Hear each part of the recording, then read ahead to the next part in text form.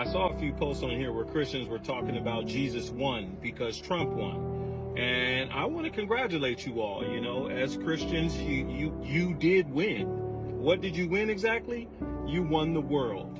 You hitched your train to Trump and he gave you the world. But I believe there's a scripture that says, what does it profit a man to gain the world but lose his soul?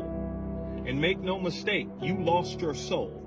You lost your soul partnering with someone who is as evil and despicable as they come. Not only did you lose your soul, you lost your witness. You lost your ability to witness, which is a major part of you being a Christian. You have to be able to witness to others. Others ain't listening to you now because there are people that are not in church who can see evil better than you who are in church. So even Jesus himself said, salt that loses its saltiness no longer serves a purpose. So a Christian who loses their testimony and their witness as a Christian, what is your purpose? So it reminds me of when the devil was tempting Jesus and the devil said, hey, I will give you the whole world if you would but bow down to me. And Jesus said no. Christians today were offered the world by the devil and y'all said yes.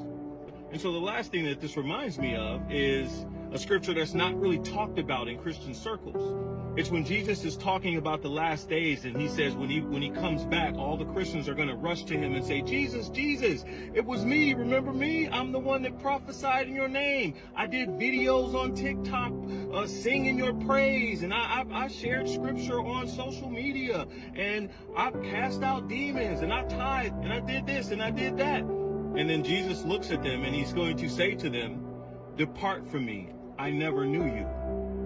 And this is because a lot of Christians' hearts are not like Jesus's hearts. Oh, and another thing, what is this weird fascination with people legislating Christianity? You weren't forced to accept Jesus. No one changed laws for you to go to church. You accepted Christ on your own. Anyone that went to religion typically goes on their own because it's about a relationship. But you all want it legislated. You want Jesus and God forced down people's throats. That is not of God, because check this out.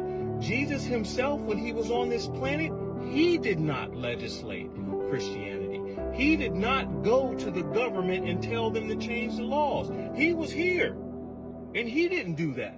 So what makes you think you can do that? The audacity. The audacity. You do realize that's pride and arrogance, right? I'm just saying. So for those of you walking around here talking about you won, please understand that a win attached to the devil is an automatic loss. Y'all be blessed.